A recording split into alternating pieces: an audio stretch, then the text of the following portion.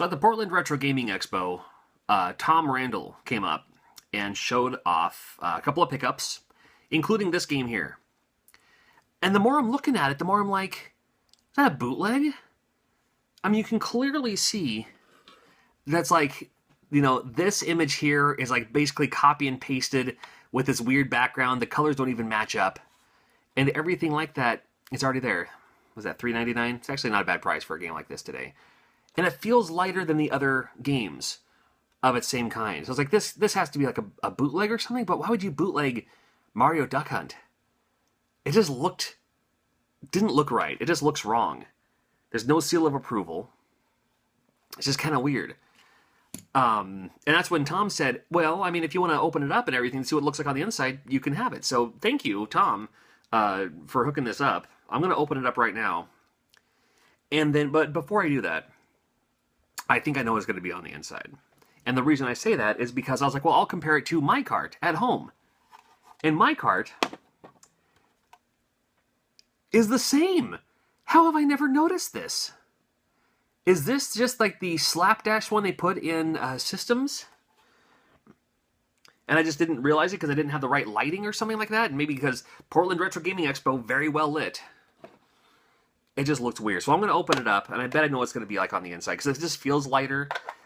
These games traditionally are what they call glob tops, which instead of having ROMs, RAMs, EEPROM, you know, any of that stuff, it's basically just like a glob. I'll show you what I'm talking about here. Watch it be something completely different, though. Wouldn't that be crazy? All right. There we go.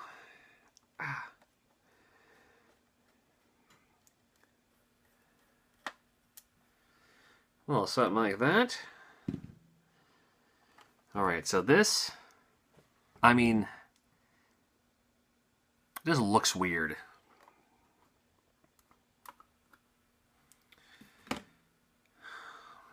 I'm actually surprised. Wait a minute. It's not a glob top at all. This is it looks legit. MH-ROM. I've never even heard of an MH-ROM. Traditionally, these are glob tops. Every cart I've ever opened, every Mario Duck Hunt I've ever opened was a glob top. And this is an MH-ROM, which I've never even heard of.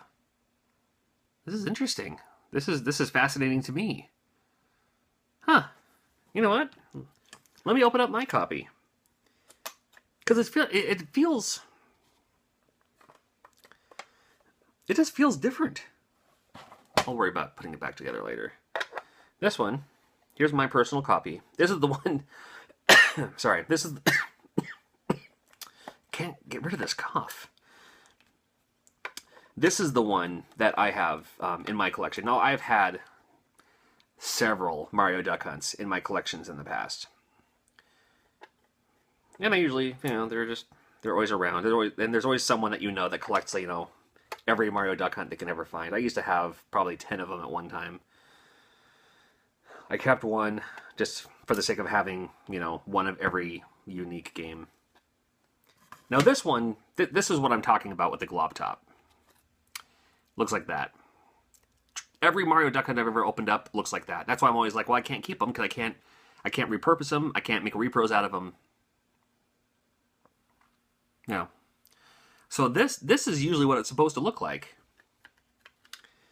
I have never ever seen, and you can certainly comment below, maybe you already have before you even finish the video, like maybe did this come in later systems, or was this maybe the first batch of Mario Duck Hunt games they made? I mean, because you can look at it, it's just like, you know, like my 9-year-old can do a better job in Photoshop than this. At least blend the colors together or use the same color as the back. You know, there's stuff you can do. So, again, Tom, thank you so much for letting me open this up. I've never seen anything like this before. I'm going to do some research now. I'm sure it's just something like that. But if you want to fill in on what these were for, I was a little curious because I thought it may have been what they've used for displays. And I have one of those. It's actually in the other room. I have a display purpose gyromite, where when you open it up, There's nothing on the board. It is a blank board, never been soldered. There's no traces of any solder, you know. It wasn't just like it was unsoldered and put back in there. I mean, the board is freshly blank, and nothing was ever on it. It was just a blank. And from what I understand, it came from a display case type thing. And I found that at a pawn shop for like $3. So awesome. Again, Thomas, thank you so much, man, for letting me look at this. Pretty cool. It's one of the reasons I love going to expos. You get to meet cool people, and you get to find things like this, where it's like, I've never even heard of this. So again, going to do some research. If you know in advance, leave them in the comments below. Thanks for watching. It's just fascinating to me. I'm still being tickled by 30-year-old video games, finding stuff I never even knew about them. So anyway, thanks for watching. Till next video, take care. Check out the other videos as well. Thumbs up, subscribe, etc., etc. Appreciate you. Take care. We'll see you.